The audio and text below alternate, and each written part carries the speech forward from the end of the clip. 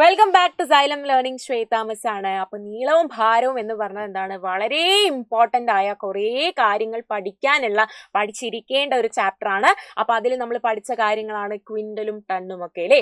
അപ്പൊ ഒരു ക്വിന്റൽ എന്ന് പറഞ്ഞു കഴിഞ്ഞാൽ എത്രയാണ്? ഒരു ക്വിന്റൽ എന്ന് പറഞ്ഞു കഴിഞ്ഞാൽ 100 കിലോഗ്രാം ആണ്. 100 kg ആണ് ഒരു ക്വിന്റൽ എന്ന് പറയുന്നത്.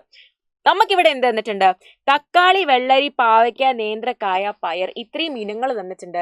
ഈ ഓരോ ഇനങ്ങളുടെയും ഭാരം തന്നിട്ടുണ്ട്. 72 kilogram, 86 kilogram, 63 kilogram, 90 kilogram, 35 kilogram എന്നീ ഭാരങ്ങളും തന്നിട്ടുണ്ട്.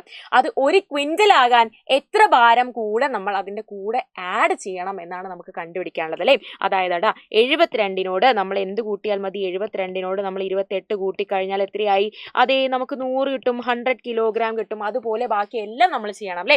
86 100 ആകാൻ നമ്മൾ എന്താ ചെയ്യേണ്ടത്? 86.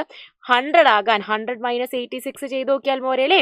ഇത് 10 ഇത് 9. അപ്പൊ ഇവിടെ എത്ര വരും? 4 14 14 കിലോഗ്രാം. 14 കിലോഗ്രാം ആണ് എന്ന് നമ്മുടെ ആദ്യത്തെ ഉത്തരം കിട്ടി.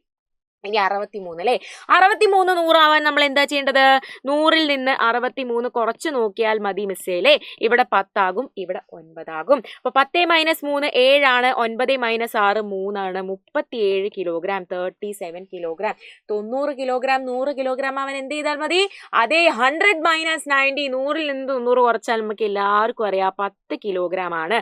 അങ്ങനെയെങ്കിൽ ലാസ്റ്റ് നിങ്ങൾ നോക്കിക്കേ, 35 കിലോഗ്രാം. 35 കിലോഗ്രാം അല്ലേ. 100ൽ നിന്ന് 35 കുറച്ചാൽ നമുക്ക് എത്ര കിട്ടും? ഇവിടെ 10ഉം ഇവിടെ 9ഉം. 10 - 5 5 ആണ്. 9 - 3 6 ആണ്. 65 കിലോഗ്രാം എന്ന് ഉത്തരം കിട്ടും. അപ്പോൾ ഈ ഒരു ആക്ടിവിറ്റി വളരെ ഇമ്പോർട്ടന്റ് ആണ്. ക്വിന്റലുമായിട്ട് കണക്കാക്കിയിട്ടുള്ള ആക്ടിവിറ്റി നമുക്ക് പരീക്ഷയ്ക്കൊക്കെ വരുന്ന ചോദ്യങ്ങളിൽ പ്രതീക്ഷിക്കാവുന്ന ഒന്നാണ്. അപ്പൊ ഇത്രയും കാര്യങ്ങൾ പറയാനാണ് നമ്മൾ ഇന്നത്തെ ഒരു വീഡിയോയിൽ വന്നിട്ടുള്ളത്. നെക്സ്റ്റ് വീഡിയോ ആയിട്ട് മിസ് വീണ്ടും വരുന്നതായിരിക്കും. അതുവരേക്കും ബൈ.